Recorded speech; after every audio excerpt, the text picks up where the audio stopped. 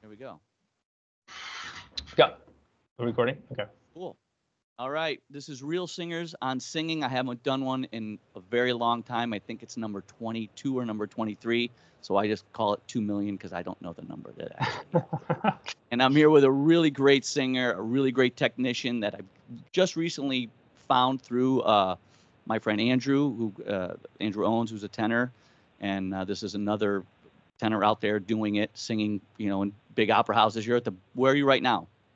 Deutsche Oper. We're doing Nabucco in Berlin. Fantastic Nice. stuff. And this really is Jose. I'm going to say his name wrong.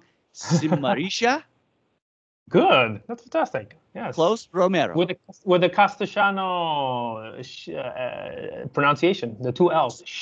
Simerilla. So is the Castellano, is that the Castilian? Is that the same thing? Castilian. I don't know. Actually, the Spanish.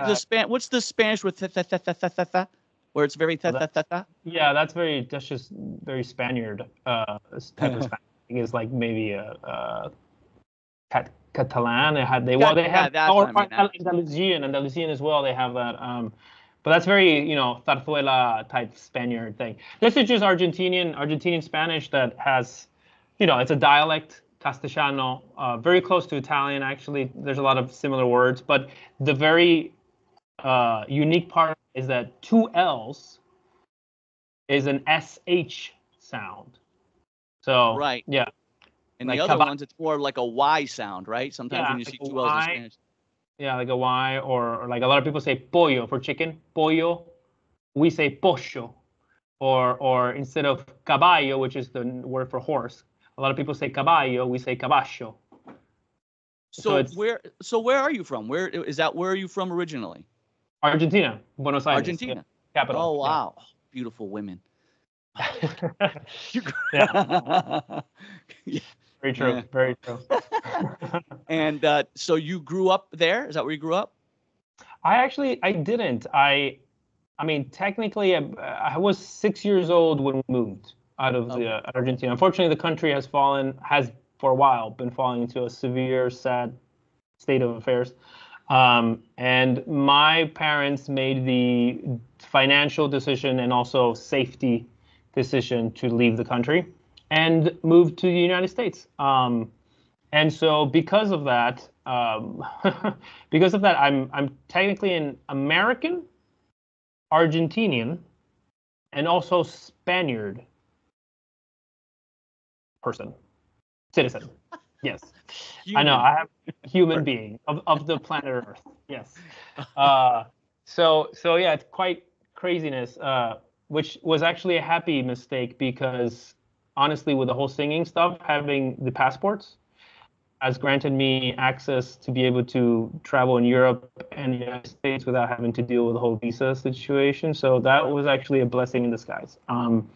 But yes, I kind of grew up in the States. I grew up mainly like my teenager years in Florida, out of all the places. So everywhere, practically everywhere in Florida, but mainly the central Florida area. Okay. So Orlando, Miami, Cape Coral, all those places, type of thing. Yeah. Do you still like when you're not by the way, congratulations! You just had the debut of your show, right? Didn't that just happen? There was a debut. It was a debut of me singing in this theater. It was my first time singing at Deutsche Oper, which was really nice hall. Very, very, very excited to sing here again. It would be great. Nice. And how long is that going to run for? It's 3 shows in total. So we did the opening yesterday, and the next 2 shows are literally in the next week. So Monday's the next show. Thursday would be the last show. It's a revival of a production that they've done previously, so it's very quick. The rehearsal process was literally like 5 days. 5 days, shows, let's go, move on. How long did you? I think I've asked Andrew this in the past too. Like, how long do you work on a certain, the opera that you're going to be going when you were going to do Nabucco? Is that what it's called? Yeah, Nabucco is the one we're doing now.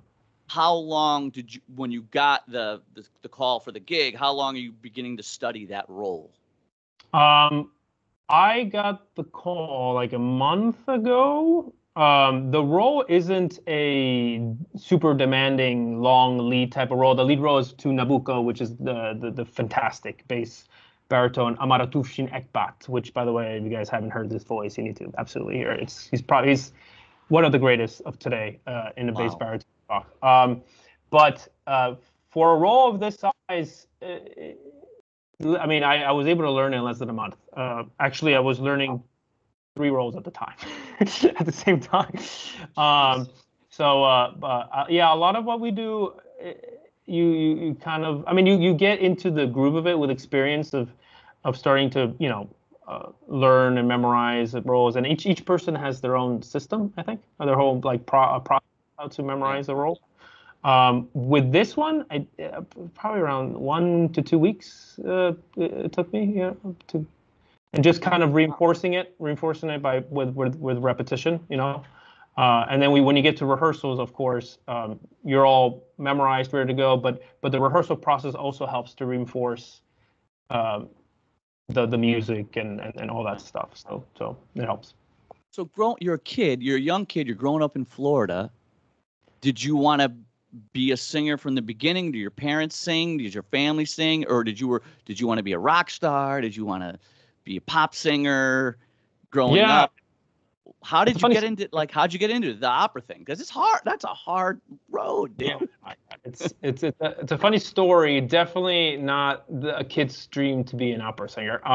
But I grew up in a household where classical music was very much normal. My parents love classical music, and even if we listen to what we call now, I guess, classical pop, my parents, we would have CDs of Andrea Bocelli, Celine Dion, Josh Groban, and then a mixture of the 3 tenors in concert, Mario Lanza, you know what I mean? So we always had these sounds. I grew up with these sounds, and my dad, fantastic voice, whom he never trained, and he just did it for a hobby. He always wanted to. At the time, of course, him and his family decided that it would be a better idea to pursue something more safe instead of music. So he never got to train his voice, but he did it for a hobby. People loved to invite him to sing for weddings, for karaoke's, for things like that.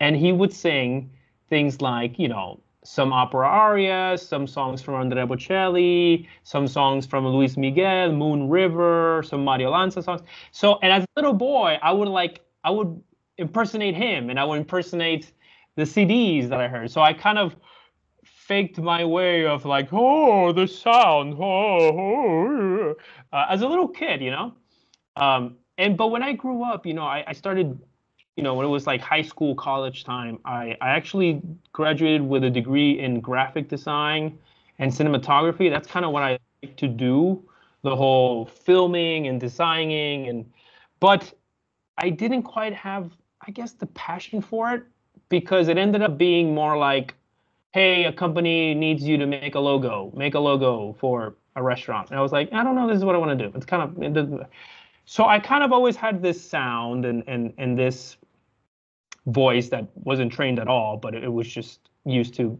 impersonating. And one day, one of my dad's friends came over for dinner, and I'm singing in the shower like we usually are. I think I was singing E Luciamo le Stelle, funny enough. I was like 17 years old, something like that. It was hilarious.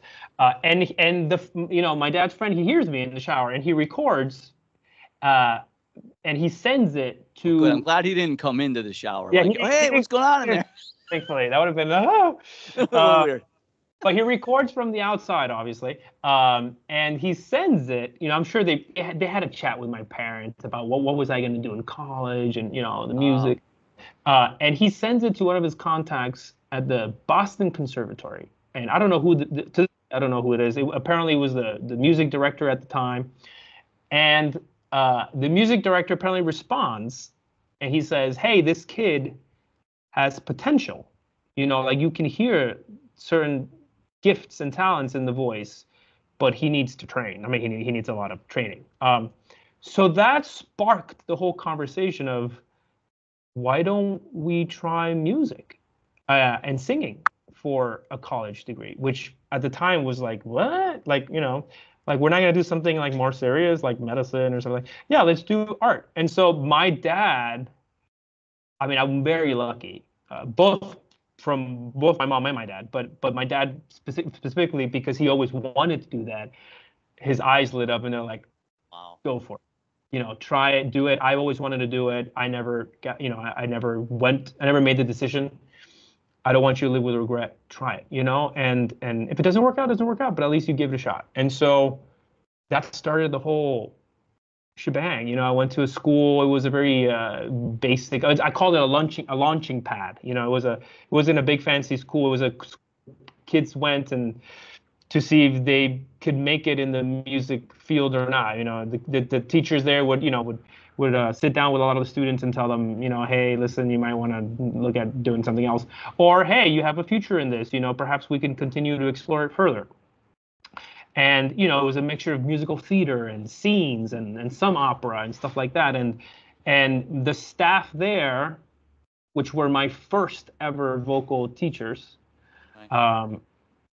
encouraged me and said that we don't tell this a lot to students, but I think you have a future in the classical field. And boom, 24 Italian songs, start learning Caro mio ben and all these arias, and it just opened a door, because I was still kind of like Josh Groban, Andrea Bocelli, and some Mario Lanza stuff, but now it was like learn arias and familiarize yourself with opera, and then I'm like, huh. So that opened this whole thing, and then more doors opened, and here we are, Yeah. So what I'm getting from you, it's like it wasn't like this huge passion, like I gotta sing, I've got to do that. It was just kind of like, yeah, I'm pretty good at this, and they think I'm pretty good at this, and I like it. Let's give it. And your dad getting excited, right? That makes you feel really good if your parents get excited about something you do. Yeah.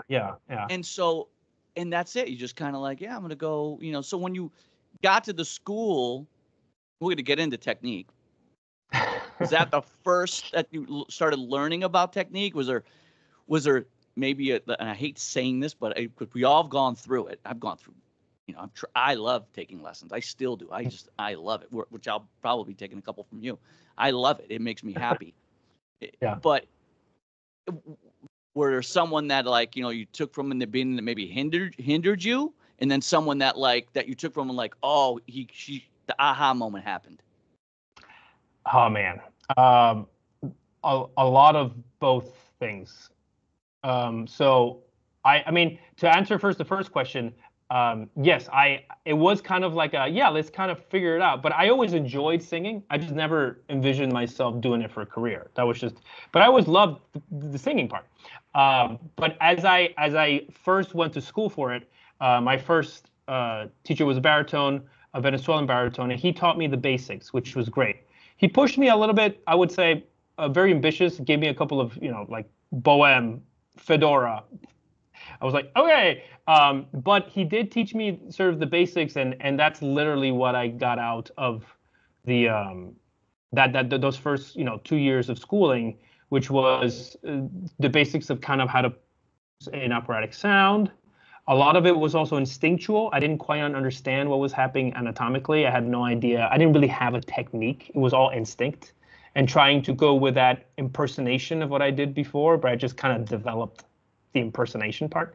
And then my other teacher, who was a retired soprano at the time, wonderful, dear teacher, I still, to this day, are stay in touch, who taught me a lot about the character part of opera, the artistic side, the creating your character, understanding what you're singing. And she drilled us the be a good student, like go home, translate the libretto, go home, understand what you're singing. Yes, it's a different language, learn the diction. She was very good with that side.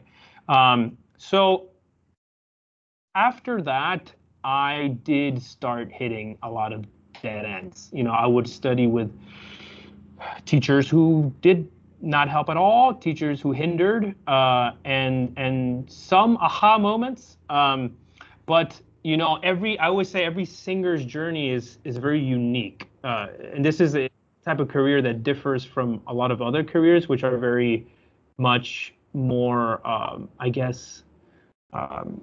There's a path, like you get your undergrad, your grad, you get your license, boom, you're a professional. It doesn't work like this in the operatic field.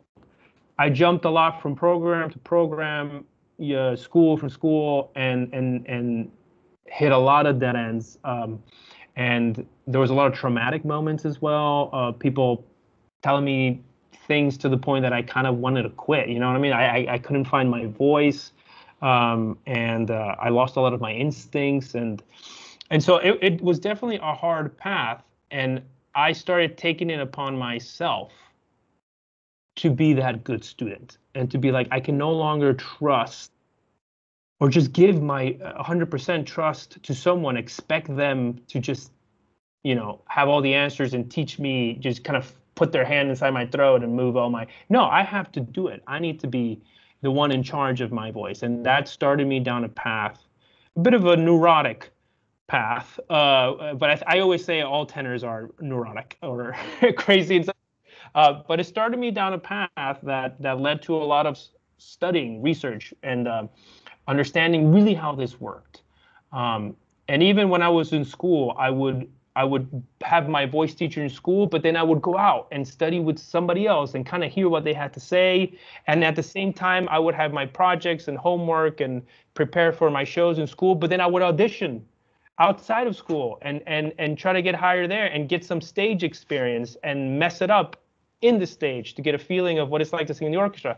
So I was, super busy as a student because I was going outside of school as well to get that experience, which helped tremendously. I was a bit of an overachiever, to be honest, when it came to that stuff, because I just tried to immerse myself and get all these, get a taste for all these experiences, being on stage. What do other people have to say, and trying out the whole acting and singing and performing, and then doing stuff in school and stuff.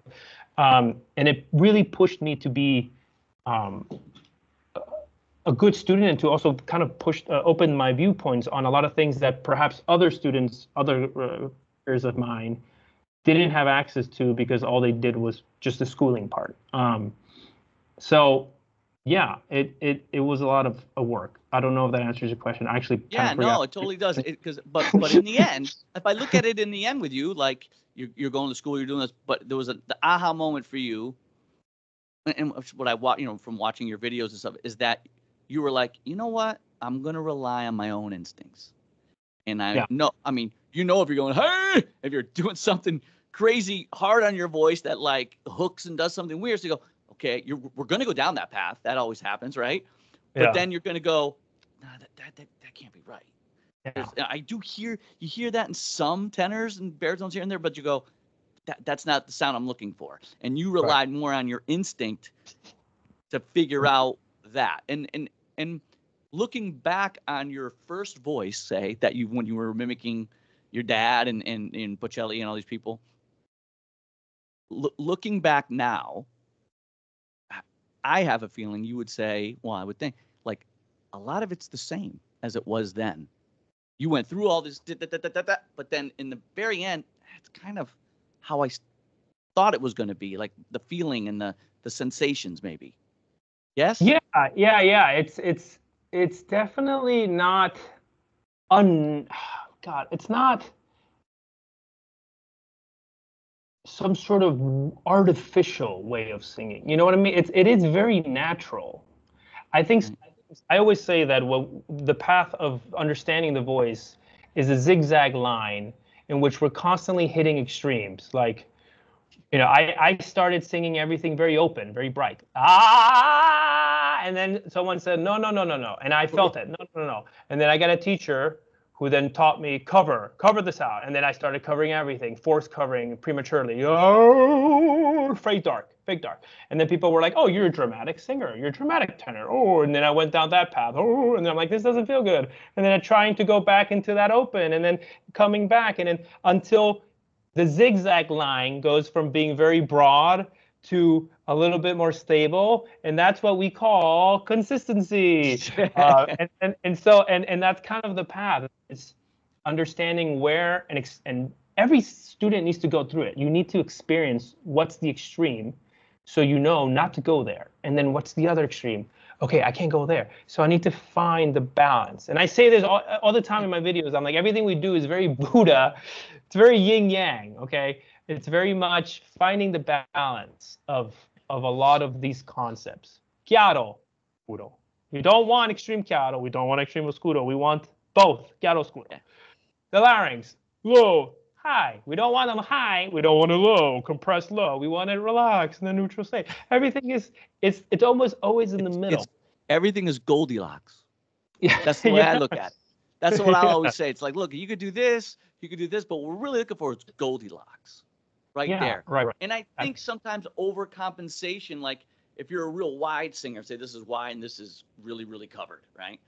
If you're a really wide singer, well, if you can learn to cover, almost over cover, and then almost let it go, it's going to pop in the middle. Yeah. And to this day, I mean, I've been doing this for way over 10 years. And to this day, I'm still like, what happens if I don't, am I going too much in the cover now? I mean, you're always a student, you know, and don't think that the professionals that you see in the stage aren't doing this as well. They're constantly reminding themselves, and you know, I mean, obviously, by a lot of at this point, you know, people have their teams, their coaches, and people they rely on. But we're constantly working on the voice all the time. You know, it's a very sport-like, you know, like a athlete would. I think it's kind of what, you know, talking about the covering and tilting and turning and all this. In the beginning, it's so foreign, and some students will say, I don't like the way it feels. And you'll be like, but there's a right in that you have to find. There is some right in that. You may be overdoing it now, but you have to give it that time, because now, like you said, am I covering my? Because when you do it over and over and over, you're not going to feel it as much.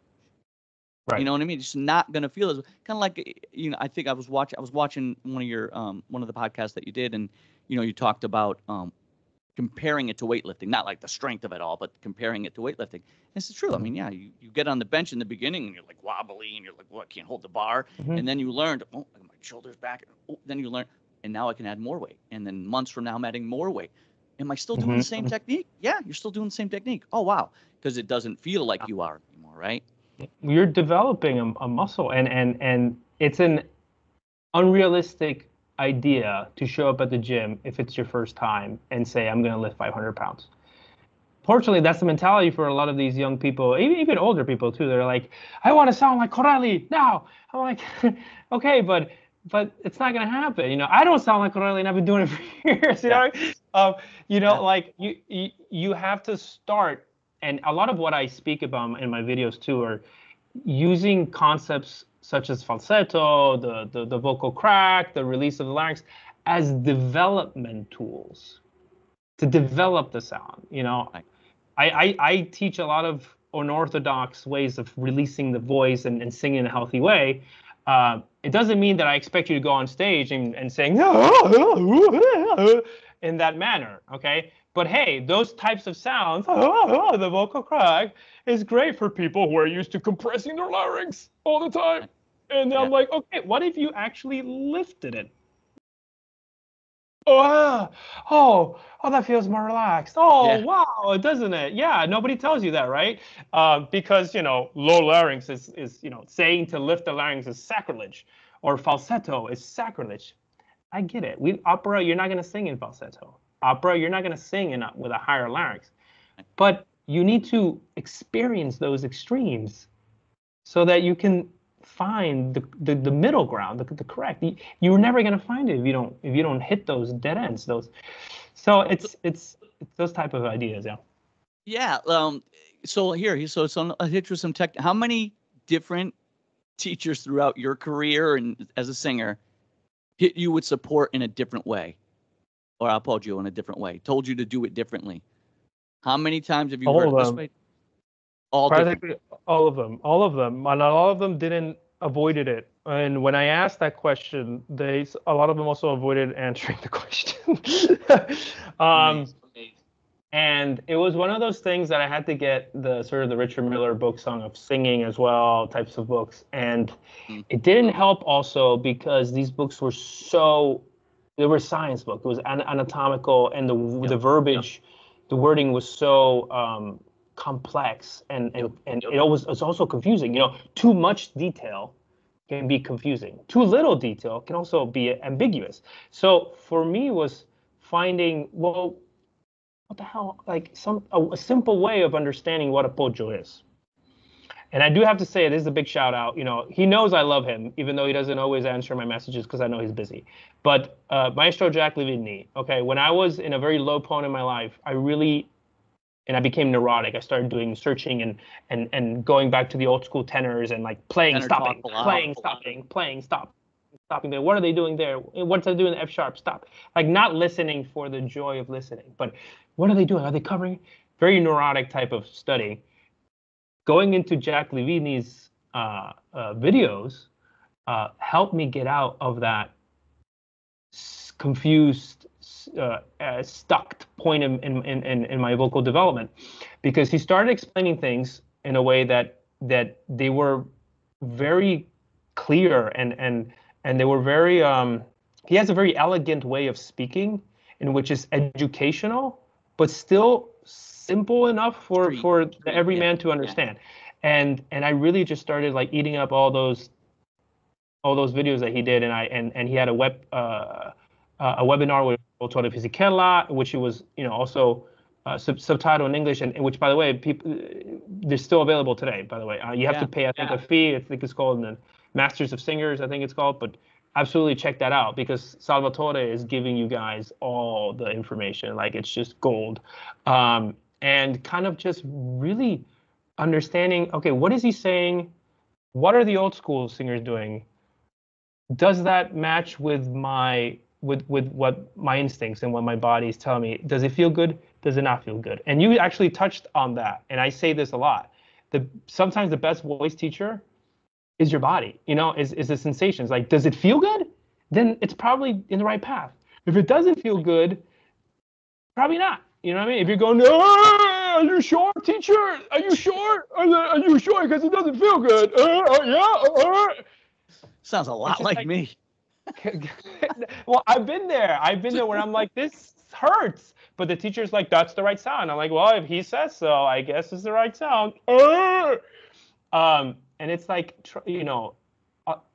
there's a lot of natural, things that happen in the body. A lot of what we do singing is natural. Yes, the tenor voice is unnatural in how we ascend, but there's certain natural, like the support itself is quite a natural support. Like, we don't need to have 3 lungs or 2 diaphragms, or you know what I mean, or you don't need to work out your abs to support. It's a natural way of breathing. But you need the tuck or you're fucked. But you need to do the belly tuck or you're fucked. Yes. Yeah, absolutely. 100%. Yeah. It's funny thinking about that, like, because I mean, of course, I've been through the same thing. I've learned support from 900, and I'm like, what's the right way for me? Yeah. And it's funny, like, I don't know, after watching you with the tuck thing, I'm like, I don't know if I tuck. My muscle, like below the belly button, 3 or 4 inches, kind of leans out. It leans out. Yeah. It leans out when I go to high notes. Like, even if I just do like a, it'll go. That's natural. I'm not trying to do anything. Yeah. It goes. Yeah. I usually tell people, like, if you're like, I know sometimes we forget, but if you can, remind yourself when you sneeze or when you cough. Yes. Like, just natural, touch your body. Because that is literally what I'm trying to describe when it comes to the belly tuck. Yep. Anytime your body is releasing a pressurized amount of air, which, by the way, we call this subglottic pressure, it's going to react, and it's going to support the release of the pressurized air. And for most people, okay, I'm going to stand up here, but for most people, especially for me, I feel this protrusion in this area. Hey, hey, hey, hey, hey. And when we sneeze, and there's this idea of this protrusion and this coughing. It's not necessarily, I say tuck. Right. But it's not necessarily this like inward, like, it's almost this simultaneous motion in which this protrudes out, you feel this anchor, this grounding. The body does this naturally. And even when we call out to a friend who's really far away, hey, it has, hey, hey, hey, hey.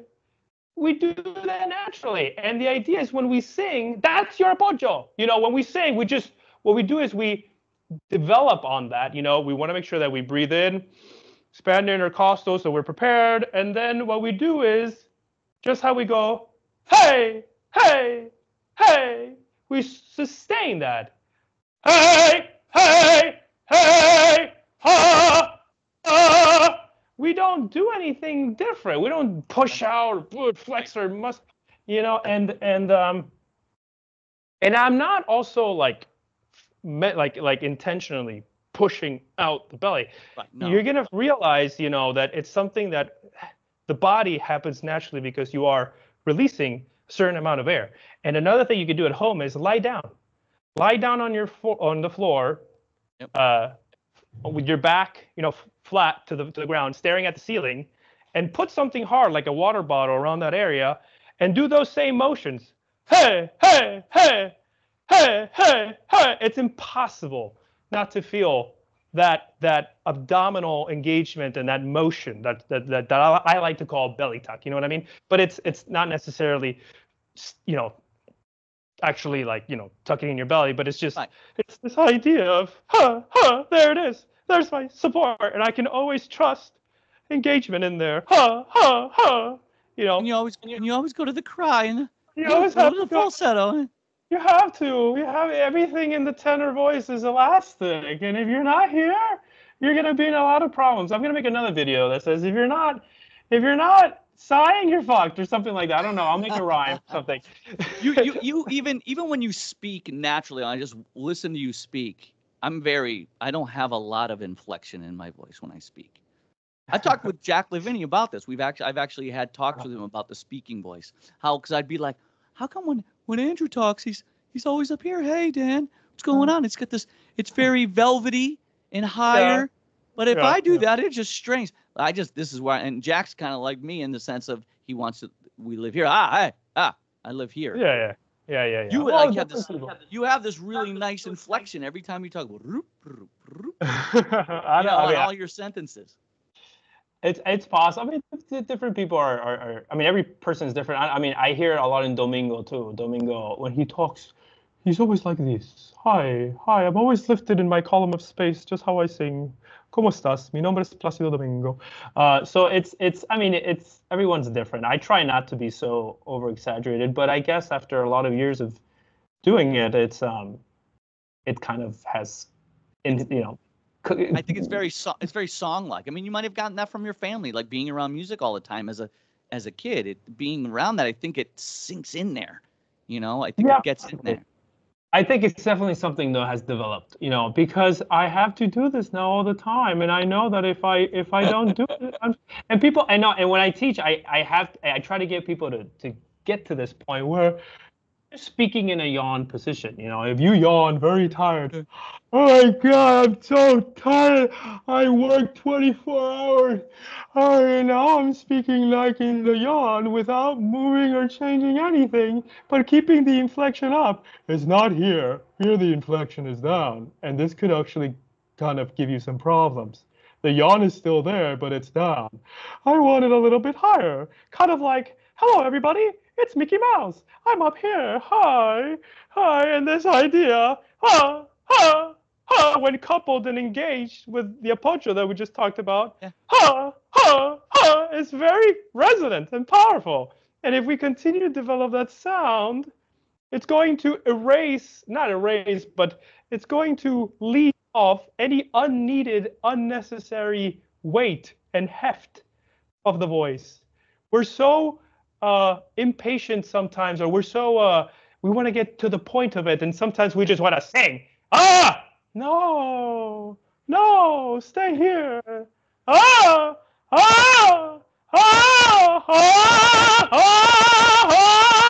over here. So I never leave that area. Now, do you find, because I find with some students, I'll get students and I'll be like, there's two kinds of falsetto with that. And if you get stuck in the high larynx falsetto, that's where it gets tough. Because there's a difference between that. You have this connected sound. I could hear it to the folds themselves. Versus, now this isn't connected. There's nothing. I could never connect this sound. Yeah. I saw that there's a breathy falsetto, which sometimes for singers or for students who really have no perception of falsetto, I have to go there. Right. But we're talking more of a reinforced falsetto, which is still engaged. Okay, ah! It's still reinforced falsetto. It's disconnected. But the difference between ah and ah, it's very little. It's almost in the same place. Yeah. And it's kind of like how a rock star sings, you know what I mean? That reinforced falsetto. Ah, ah, but it's just a little bit with a little bit more depth, right? In opera singing, a little bit more connection. But I like to work the voice from a very relaxed position and then add concept by concept by concept. So if right now, even with a high larynx, if the falsetto is free and they can get everything nice and vibrating, then we can start there and slowly lower the larynx more and more and more and more, while maintaining the lift and the sigh of that falsetto. And then we're here. We can start to blend that full, rich connection to the chest with that falsetto. It takes time, and it takes certain guidance and a lot of practice and coordination. You know what I mean? But it's a lot less. That's what I tell people. It's a lot less than what you think. The sound, ah, ah, ah, ah, ah, ah. I mean, I'm not warmed up at all right now, but it's just experimenting and playing with it. It's almost like it's in the same spot. And someone like Lauri Volpi talks about this, is the idea that the sound must be like falsetto, not falsetto, but the sensation, the lightness, the weightness of the voice must be like falsetto. So this is how we get there. It's all about stretching the chords. Stretching. I mean, I'm talking too much. You let me know, but yeah, no. This is because I'm thinking about the Lauri. I'm thinking about the Lauri Volpi video where he does the F sharp and on the different vowels. Did you ever see that video where he's talking and then he does the different? And but also, do you find this is, I think, kind of ties into this, the size of the voice. So you may have a different size tenor, say, and like when you hear Volpi talk on those audio things, it's certain tenor, that voice is already so high. I'm always like, that's an octave higher than I talk. I don't know if it was high, but they're very light. Is that size?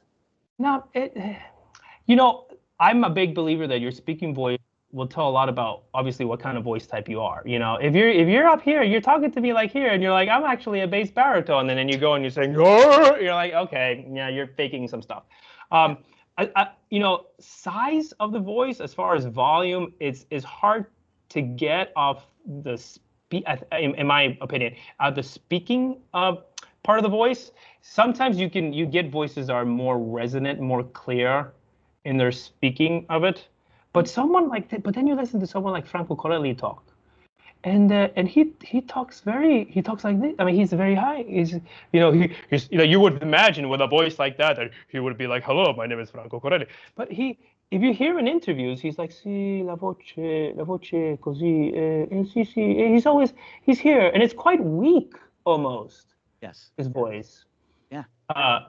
So I don't think that necessarily the speaking voice says things about the volume. I think a lot of the volume part of the voice, the resonance, comes with once you start to add concepts like the chord closure, which is the squillo, the which is really what's gonna very laser like the resonance of the sound, and the column of space.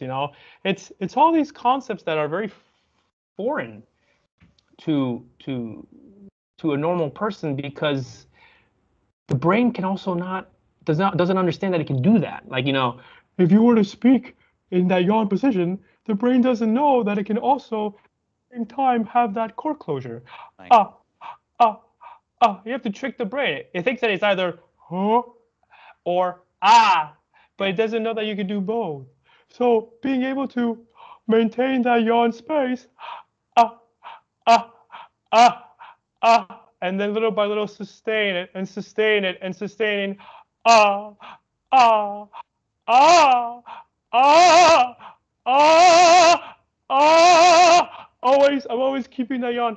Ah, that's gonna be the resonance. That chord closure is gonna save you. That's gonna be the resonance that's gonna go over the orchestra. That's gonna, and always in high inflection. It's a lot of concepts of what we do. Yeah. It takes a lot of, we're talking about 50 concepts, like juggling 20 balls and knowing exactly what each 20 of them are, or are doing, or like watching 20 screens and knowing exactly what's happening in each screen. It's, but really the biggest thing I could say when it comes to that is elasticity is the biggest friend for a tenor sound.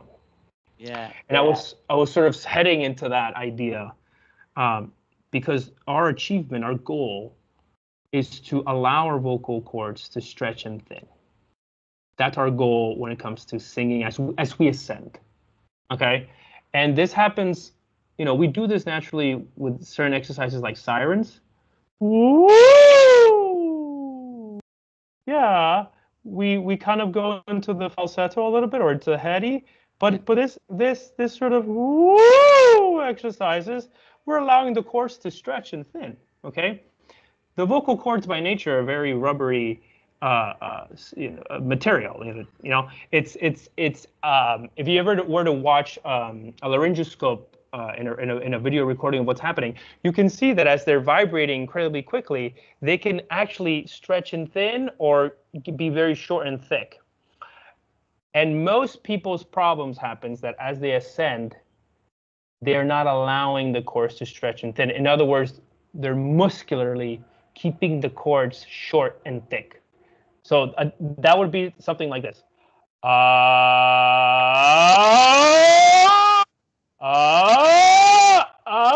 trying to go high, but I'm not allowing the cords to. So it sounds very much like a yell, like a grunt. But if I allow the cords to stretch and thin,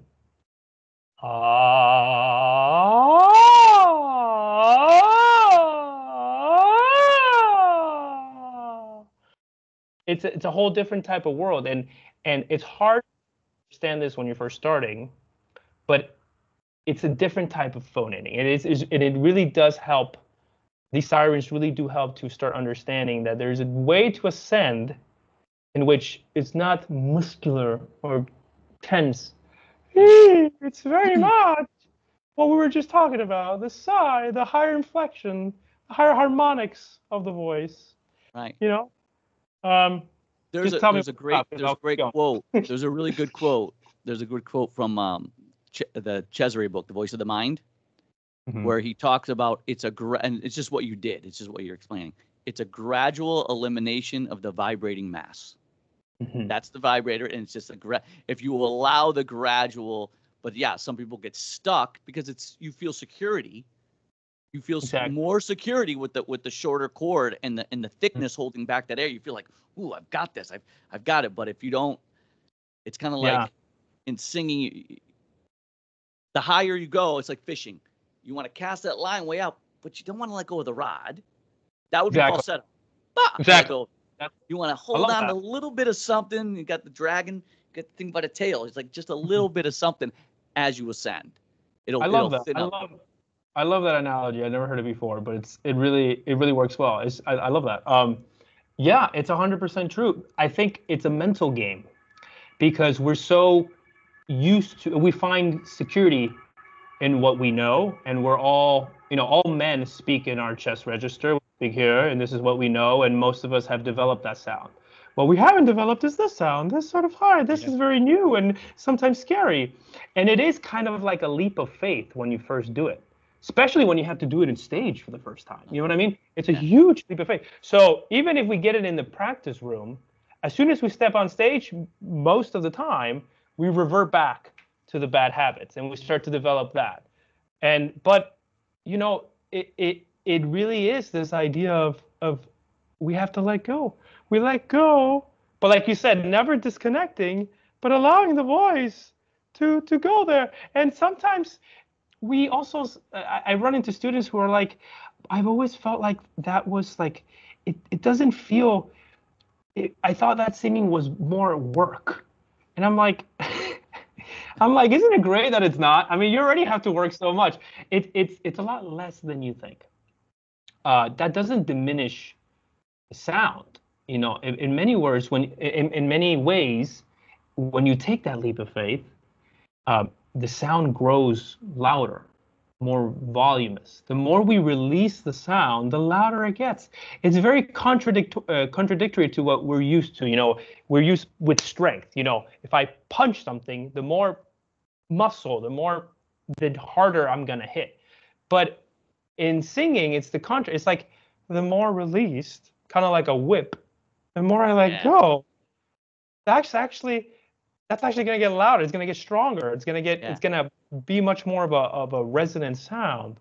And so it's this huge mental fight about relaxing the sound, submitting completely to this leap of faith, and tuning into this higher harmonics. And for the people at home that don't know what I'm talking about when I mean higher harmonics, you know, the voice, simply put, can kind of be divided into 2 points. You know, you have the fundamental sound, which is the pitch, boing. That's a fundamental sound. And then you have, in that same pitch, all these higher harmonics that we can get when we start tuning the voice to the head voice. And most people in the audience are going to hear that. The overtones and the higher frequencies of the sound, that's where you're going to start hearing when you hear a singer. And what we want is a balance of both. And most of us have the fundamental very developed, because we speak all the time here. We want a little bit more here so that we can start balancing those sounds. And a lot of us need to develop the higher harmonics part of the voice so that instead of it's more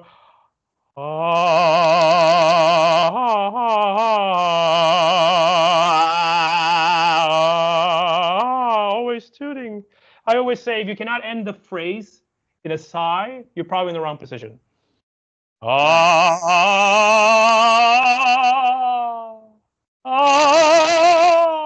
that's a good one. That's a really good way to look at it. I'm gonna take that. I like that. You know, can't hear you. Wait, I lost you. What'd you say there? It's gone. All right, switching to the computer. Yep. Now you're back. Maybe ran out of batteries.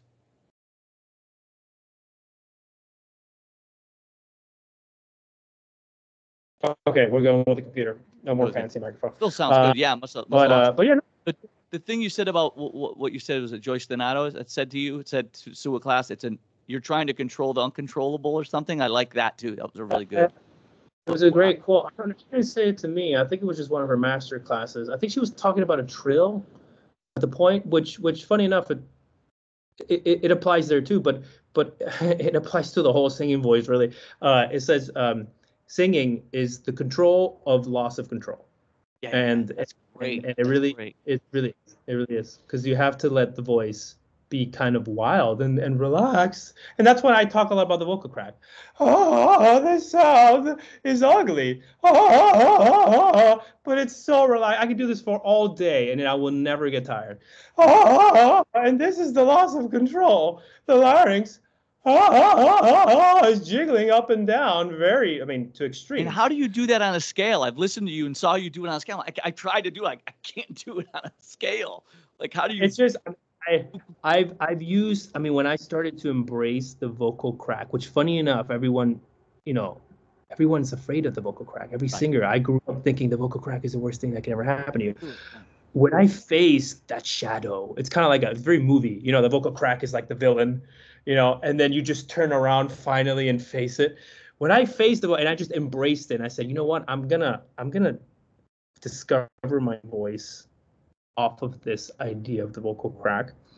It helped me release so much tension, especially in the larynx, which for me was huge.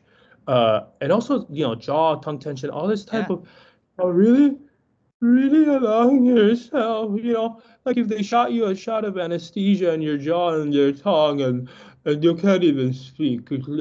It's so relaxed. And then the larynx is really high. And so this idea, it sounds crazy, Right. to most people, and it doesn't sound good either. Like, I mean, I wouldn't go up on stage and be like, but it's, I say to people when we're using these things as a tool, close your ears because we're going off of sensation. And what I told myself those many years ago when I was discovering that this idea of flexibility and relaxation was, I want to learn how is it that I can keep the sensation of this sound that sounds so horrible, but apply it to the singing voice so that I never leave that sensation. Because I understood just how hard it was to sing tenor at the time. I tried singing some roles, and let me tell you, I had a lot of disasters in either in concerts and stages and recitals. We all do, and I was like, I never want to be put in that position again where I'm singing like a role and I'm like, oh my God, I don't know if I can even finish this. My voice is on fire. You know what I mean? And so this idea, I knew I could do this for hours and I could take this as high as I wanted.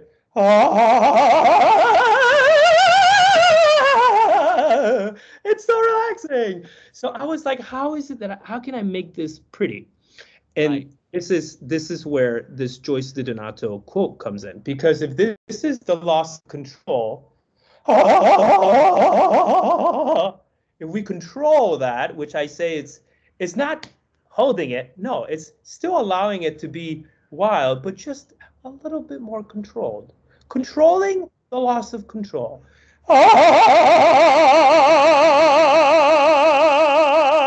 And so I maintain that sensation, that great, flexible, relaxing sensation that comes from doing this, but I can actually apply it to the singing voice. And never again was I here where the larynx is low but constricted. No.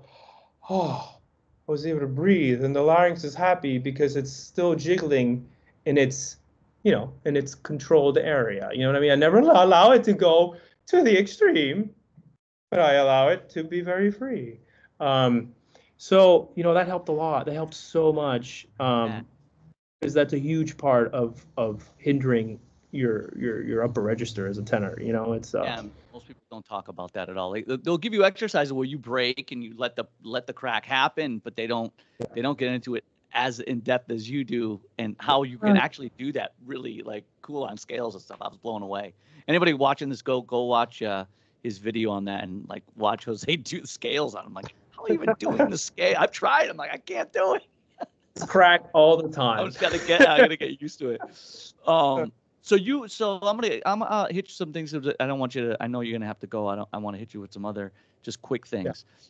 Yeah. Who's someone that's one of your favorite opera singers that you really, really took to when you were in your learning stages and more or less now?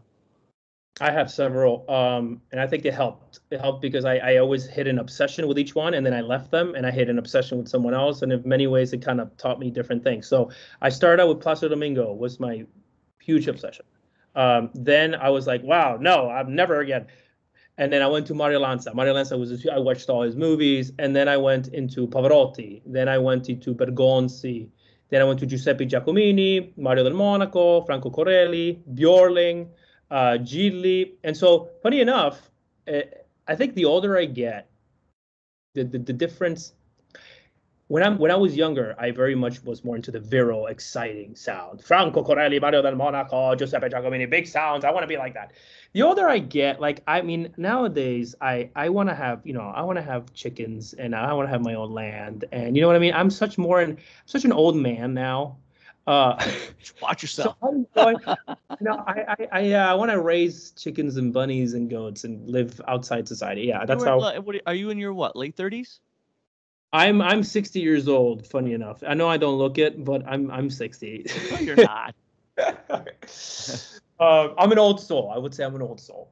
Yeah. But because of that, I'm much more in tune with, singers that just have a higher capability to be artistic, and Franco Corelli is amazing. He will always be amazing. I will always love him. So will Mario Monaco and all these bigger voices, but they were a little limited in what they could do, both in the bel canto repertoire and as far as artistically what they could do, the beauty, the colors. Franco Corelli was boom, canon, boom, boom all the time. He also did some beautiful pianissimos. Don't get me wrong.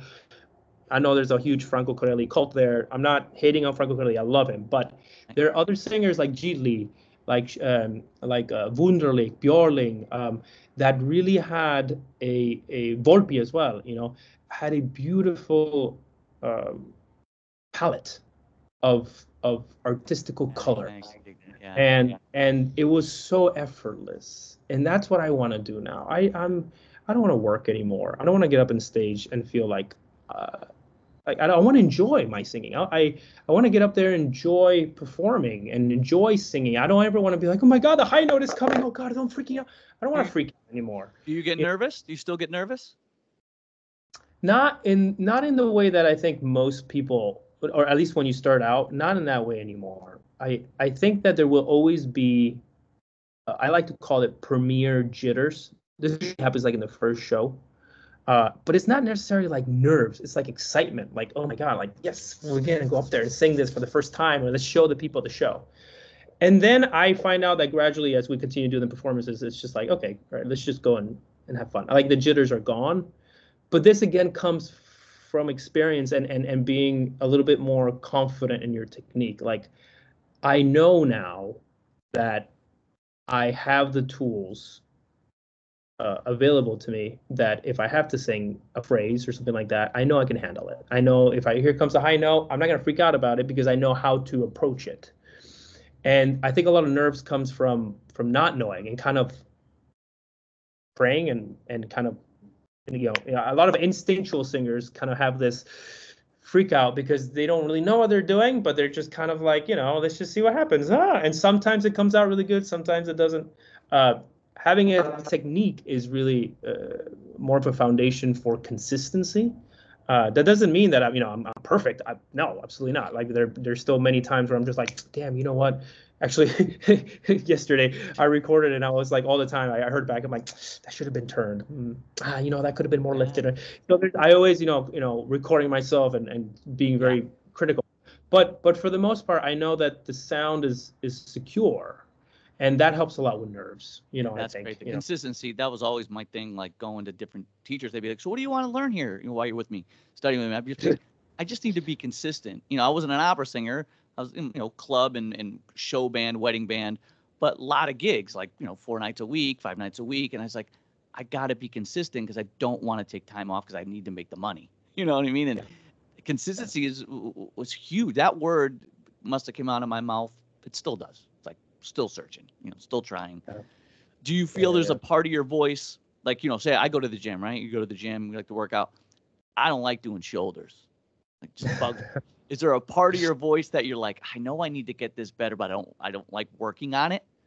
Or do you work on your faults? Like, that's what you go for. I'm going to work on my faults. Yeah, I work on my faults. I mean, I don't actually work on high notes, and I don't quite understand people that do. I mean, I get it, but I remember in schooling too, like there were kids who would just go in the practice room and just sing high C's for hours until they came out. And I was just never that person. I worked a lot in my middle. To this day, I'm always consistently working on that cover, that tilt position, because I know that if that's correct, the top will be correct. And a lot of people don't work. A lot of my repertoire is in the middle anyways. It's in that sort of high tessitura, a lot of early Verdi, Donizetti. And so not really understanding how to cover the sound correctly, especially in something like Nabucco and this type of era, because it's very heavy for tenors around F sharp G, F sharp G. Cover the F. Do you actually? So what's the note that you usually say? I'm turning on this note. This is the one. Is it the F sharp or is it the G? G always covered.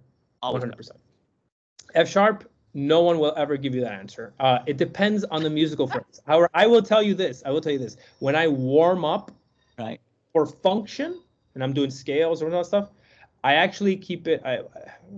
I guess people call it half covered, you know, Open, covered. closed. It's still very much. I find that I have more presence than when I fully turn it there. And by presence, I mean like the sound is much more resonant, much more present.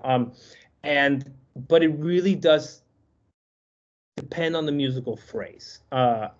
You know, that's an F sharp. I would probably sing this more like, ah, ah, ah, ah. I find that has a lot of presence. I find the buzz. Yeah. I find that, but there's many times in the Verdi Requiem, in Nabucco, where it's almost as if he demands a covered sound there, and the phrase is kind of goes through the F sharp, so you kind of have to cover it, Yeah. or it goes up through and comes back down, and so the F sharp acts as a bridge, which is funny enough, passaggio acts just like a bridge from one note to the next, where if you keep that open, the sound it doesn't sound unified to the outside, you know what I mean? So there are moments when I would then turn that sound to more of a more of that sound, you know what I mean, which is still, I never let it get dampened. Like I wouldn't want to go no. I still love this feeling of an openness to the sound. I think they should always have that, but more in that tilt position. Oh! But you know, that's the sound that's always kind of ambiguous too. You know what I mean? It depends on the phrase. It really does. Like, here's someone. Here's someone that's going to sing open and then he's going to close. But and you tell me what you think. I mean, it's obviously amazing. But I mean, I want to, like, it's obviously turned, but is it turned too much with the, not too much. I don't want to say that. Is it, to me, it's the vowel that turns it, right? I think of it as a vowel. I think I talked to you about that a little bit. I look at it as, the way I was taught, the vowel kind of determines that turn. If I stay open, it's not really going to turn. But if I change that vowel, obviously, to an or an o, it's going to go boink. Yeah, certain vowels do turn a little earlier than others. So like this sound here is like, you're going to hear it open, and then he's going to question, and then he's going to turn. I love doing this kind of stuff.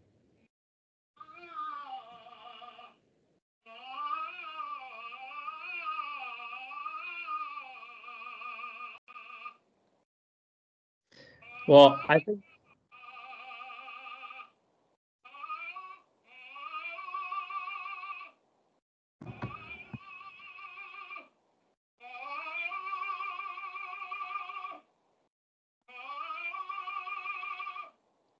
right.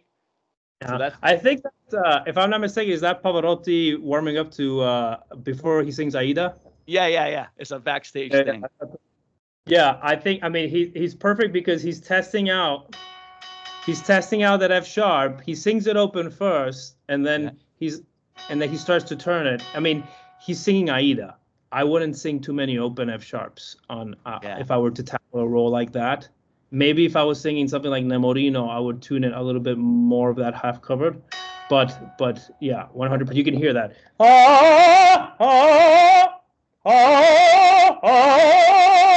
And he absolutely starts.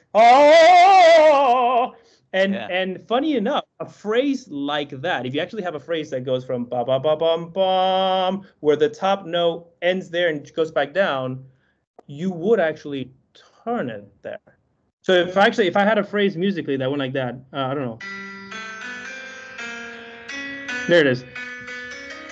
If I had a phrase that went like that, I would actually turn the F sharp like Pavarotti does. Yeah.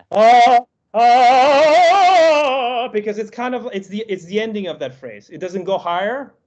Right. However, if it went higher, I might keep it open. I don't know.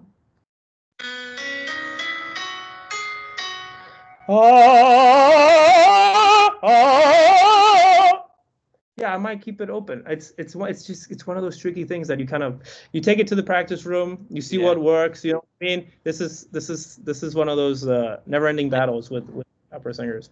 I love listening. I got a bunch of like those things in my favorites YouTubes. It's just like there's Corelli doing scales. Do you get to hear all these great guys? working. Corelli's like working on like a D flat or high Ds. He's like working on these really high notes. But it's it's really interesting to hear the different ways in which everybody kind of looks at it. But then they're all really closely related. Yeah, they're all sing quite similar. And this is when I, again, when I talk about someone like Franco Corelli, and I say don't mimic Franco Corelli, it's not because I'm like don't sing like him, or it's because he's doing it right with his voice. Yeah. So you guys at home, when you're trying to sing and develop your voice, you got to do it with your voice. You know what I mean? Franco Corelli isn't imitating somebody else, and that's why he sounds like this. He's doing it. I mean, they're actually, Pavarotti and Corelli sing very close to each other, like very similar approaches. Yeah. It's just different that they're different sound in the squillo, different sound in the harmonics. Yeah. Pavarotti's got that buzzy buzz. It's like super buzz, and then Corelli's got more of, I want to say, squillo in a different sense. It's like a tighter rubber band or something. Yeah. I mean, one is also a little more lyrical than the other, but yeah, it's their approach. I mean, also the mouth position. Corelli a little bit always. Yeah, the bottom teeth. Upper teeth are jaw in and relaxed. And then he will really open. And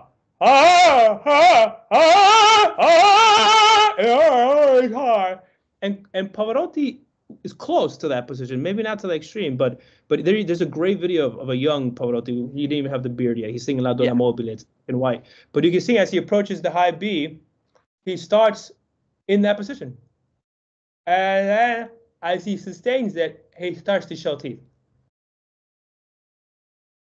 So it's very interesting. I mean, it's a very minute adjustments, like these little minute adjustments. Like, well, I cannot. I guess that's why I was never a really good singer.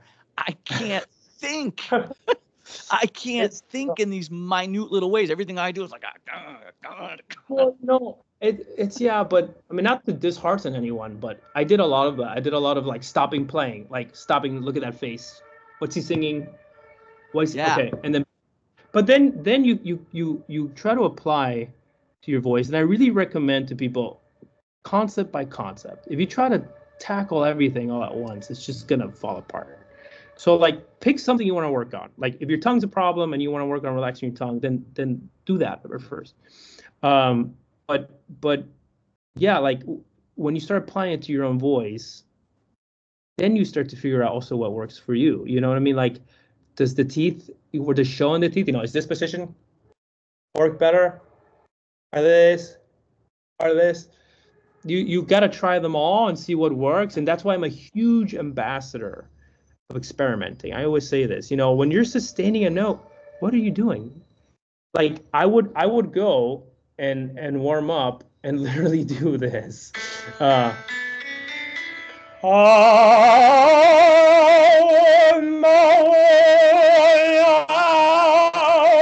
I would literally start moving my mouth to find more relaxation and find what position feels more relaxed in that note.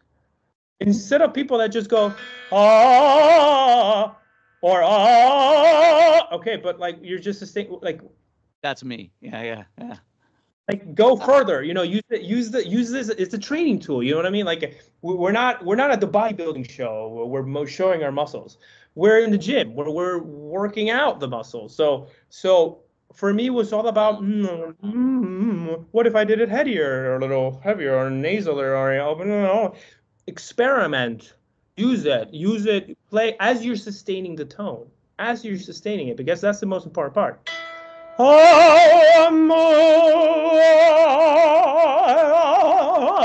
You start to figure out why things work and why things don't work. Yeah. And then start to build your own technique. That's great. I think that's important. That's great. Yeah, because again, my technique won't be the same as yours, as somebody else's. Yes, there are certain basic things. Yeah, they're very basic things. I think we actually talked about this with Santiago Ballerini. There's some basic things that work, but overall, each voice does have to find their own way and their own way to function. while keeping those very basic things, Yeah. like we all sing, with vibrating our chords, I mean, obviously in the appoggio, we all have that, but the function, the technique of the voice is very unique as well to one, and you need to find what works for you. I think because And anatomically we're all different. Like my mouth, I could tell by when you open your mouth to sing, you can have like you could like fit.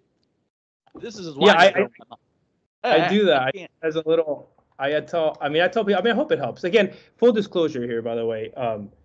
I always like to tell people these are sort of my experiences. Yeah. And my methodology. I never tell people like this is the way to sing. Okay, so like if people are like, oh no, what he's saying is ridiculous or something like that, that's fine. You know what I mean? Like you could try. If it doesn't work for you, then okay, then continue. I mean, I wish you the best of luck. I did a lot of this as well when I was young. I put a little cap in my mouth. It wouldn't even fit. Oh. And I said I won't open my lips more than that. Because you Google any old school singer. It's funny. It's hilarious because I'm not Googling like singer with small mouth. No, I just put like Pavarotti, Bjork, and they're always in that. Like never more there when singing in the middle, low, middle, they're always there. So I'm like, I'm gonna put this. I'm not gonna allow it to do this. I'm not gonna allow it to also do this. It's going to stay very posh, very disciplined, very and all the work, all the sensations, I want to feel it internally. Back there. I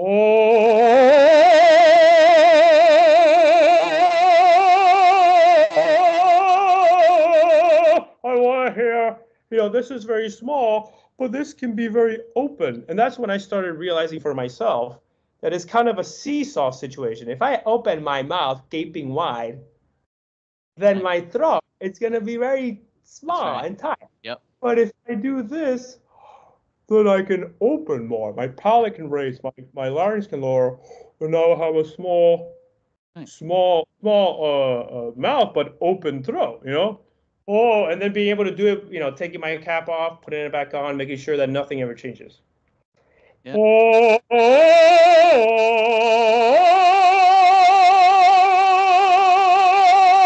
And never having to open my mouth and understanding that everything is happening internally. Yeah. That's kind of how I also started deciphering that part of the voice. But was there any pedagogy books that you like looked into that helped you think about these things? Because it seems like you said you got really kind of deep in figuring it all out. Was it just you just doing more the YouTube thing and watching, or was there books that helped? Yeah. Well, a lot of things. The YouTube videos, studying and getting opinions on a lot of different people, which was also kind of by the nature of the job. Sometimes you go to a young artist program, they give you coaches and study, reading books. The Manuel Garcia book helped a lot as well. A lot of his school of teaching resonated with me a lot because his approach was always gentle. I started learning also about the Milwaukee method. I realized certain limitations with it. I realized that it was very much a training tool. And funny enough, then I saw the interview when Mario Del Monaco literally says that. Mario Del Monaco says, one of the exciting dramatic voices. He's like, I use Del Monaco. Oh my God, I use the Milwaukee method as a training tool at home, but when I perform, I do it the opposite. That's what he said. Which again, it's very, very much like going to the gym. Yep. Someone who has gone to the gym already for a while, and they're starting to lift weights like heavy weights and strength and starting to develop strength, but then it's time for the stamina, the stamina part of the athlete, and they're doing completely the opposite. They don't want to lift heavy. They want to make sure that they're very flexible. And that was the idea with the Milwaukee method, using it as a training tool. To build the strength, you need to maintain the larynx low, but if you do this and you sing and then you get stuck here, then you're in for a rude awakening. So finding a balance between these schools and listening, just a lot of listening to people that I really liked. I really had a vision for what I wanted my voice to sound like. to this day, I don't think it's quite there. Honestly, I mean, it's every day it gets closer and closer. But I really love this old school tenor type of sound, and every day I'm striving for that. And yeah, I read the also the art of singing, the what's the other one? Searching more artists singing for the, oh my god, I forgot the singing for the, I think it was just called singing for the tenor voice or stuff, things like that. I mean, the pedagogical parts of it helped with reinforcing ideas that I already had discovered, and I found myself a lot of that. I found myself going through those experiences a lot, where like 2 or 3 years later down the road, I was like, oh, that's what that teacher meant. I had the aha moment like 2, 3 years too late. You know what I mean? Like, but at least I got That's it. That's right. But there were moments, like even in the Piotr Bacala masterclass, which I'm not a big believer in masterclasses. I think it's very hard to learn there. But I did when I was very, very young. I had no idea what I was doing. I did a masterclass with Joyce Donato. I did a masterclass with Piotr Bacala at Carnegie Hall. And he did say at one point, this idea of he was having me sing, more lighter. I was very much trying to be like, I want to sing like this because, singing I thought was like that. Oh, I want the passion and I hear all these tenors and they sound big. And he's like, no. Relax the passion. He used to say. It's like, relax the passion, okay? It's okay. But this type of singing, it's a lot of it's what's really going to get you hired at the Met, he would say. But in a lot of these bigger places, this is the singing that's going to carry through. I didn't understand what the hell he was talking about. I was singing this art song, and I felt like I was singing it in pure falsetto. And now I realized the idea. Sure, I probably may have been kind of singing it in a falsetto marked way, but what he was trying to deliver was that there's a way of singing that is a lot more, just what we talked about at the beginning of this video. It's a lot more dependent on the head voice sound, the higher harmonics, the stretching of the vocal cords, that doesn't have to do with pushing. And that aha moment came like 5, 6 years much later, much later. So I find myself having those moments here and there where I'm like, oh, that's what that guy meant all those years ago. I get it now. So I hear that sound a lot listening to like a newer tenor like Javier Camarena. Like his voice has that sigh and that heady, beautiful quality that he just carries from boop, boop, and all around. He's learned to blend that really well. He actually, I think during a masterclass, funny enough, he demonstrates something that I use all the time in crescendo and decrescendoing on a note, going from being able to go from falsetto to full voice and back to falsetto. Yeah. And it's what he says. At first, you're gonna crack. You're gonna go as you try to engage the chest, which is fine, by the way. I tell people crack. That's your larynx telling you that it needs to lose. It just needs to. You need to find the coordination to find the balance between voice. But he has got it down to the point that he has such flexibility in the sound, the voice, that he can go and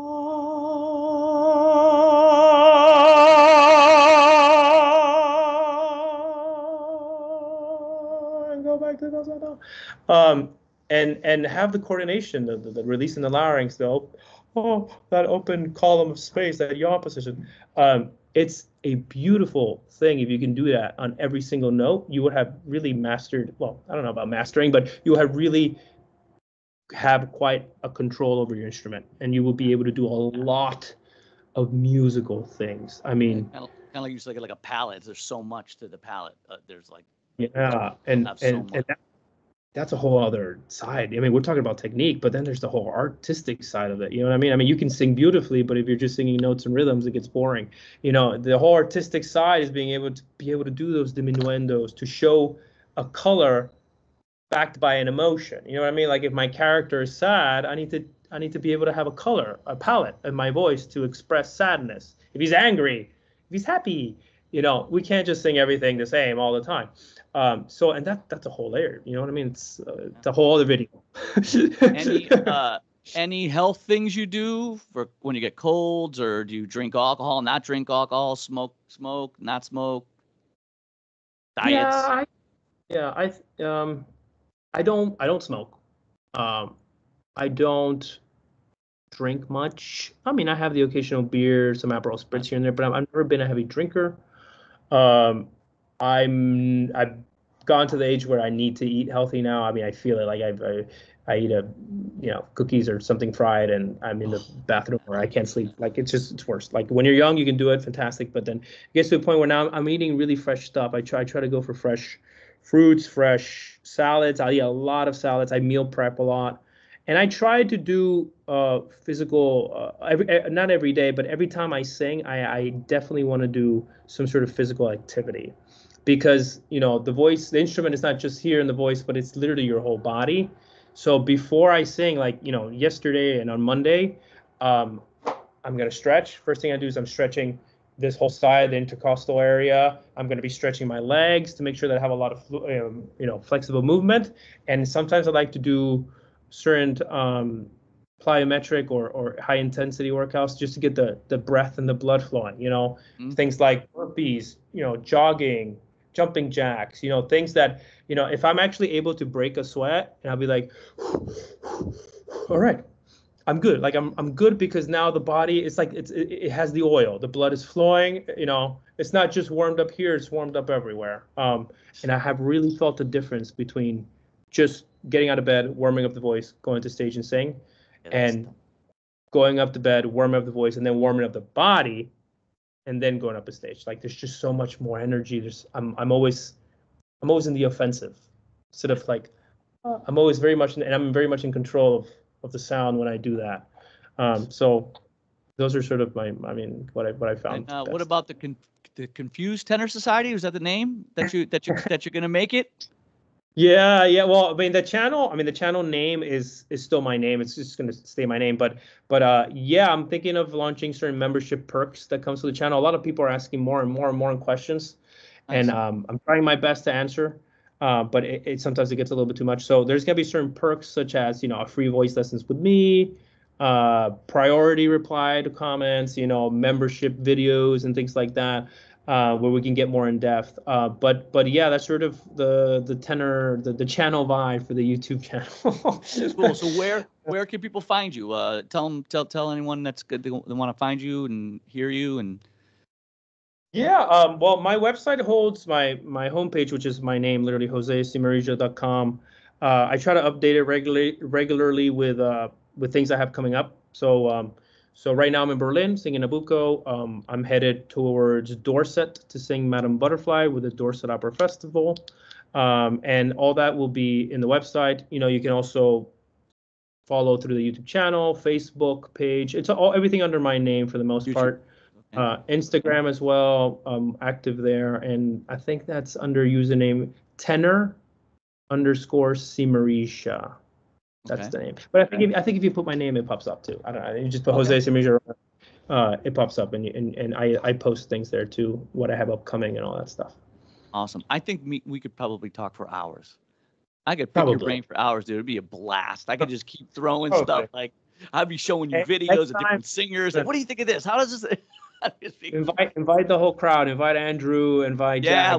We should. I told he was excited and he was kind of bummed. He was like, "Oh shit, I gotta rehearse." But it would be fun to have him, and I could get Jack in on it. That'd be hilarious. No, it's so cool to hear. This is why I love this type of positivity, like what you do, and the mentality of Andrew and Jack, and like there are quite a lot of people that don't like to talk about technique, and if you try to speak to them, it becomes very argumental, and then it becomes nasty, and then there are people that write always negative comments, and I'm not about that. Even if I disagree with you, I'm never like it's technique. Never let it get to the point. Yeah. It's very petty that if you're offended by something as trivial as just singing. So I'm always, even if I disagree with you, I actually want to learn. And speaking with Andrew, there's so many cool things that he does that I don't do, that I actually like tried out, and I'm like, that's cool, like, and pick his brain, and never having the type of personality where like, oh, I know it all. This is the way and the only way. And if you don't do it, you're an idiot. And it's like, no, keep it an open conversation, keep it positive, keep supporting, because we're all in the same boat. You know, we're all in different levels, but we all want to learn. I want to learn. I don't have all the answers. I think most of the time when you come across an attitude like that, that's I know it all, they're not even on stage doing it. So what do you, it's like that's a different animal. To me, it's always the people that are doing it that I meet. I mean, I love interviewing the rock singers and the pop singers I do, the gospel singers. To me, like you almost remind me of some of the gospel singers I've interviewed, like, because they are always around a musical household growing up. So they're mimicking auntie and grandma and mom and dad. And so they already have this voice built a little bit in their brain. So when they decide this is what I want to do, it's kind of right there. It's like it's just going to be honing it all in, like tucking this in. That's great, man. I really enjoyed talking with you. I knew it was going to be fun, and I definitely will do it again sometime. And I wish you all the luck in the world. Where do you see yourself in 5 years? I hate these types of questions. Honestly, I mean, I don't see myself switching repertoire yet. I think probably, hopefully, doing more debuts and being able to sing in bigger and better and greater theaters. That'll be fantastic. Nice. But I think it's just about reinforcing a lot of the repertoire that I'm singing already at the moment, and be able to just get better at it. I think 5 years is still, it's kind of short time, you know. Just kind of doing what I'm doing now, but hopefully in a grander scale, you know, and hopefully doing it better. I look forward to it. I look forward to watching your career. Oh, it's going to be great.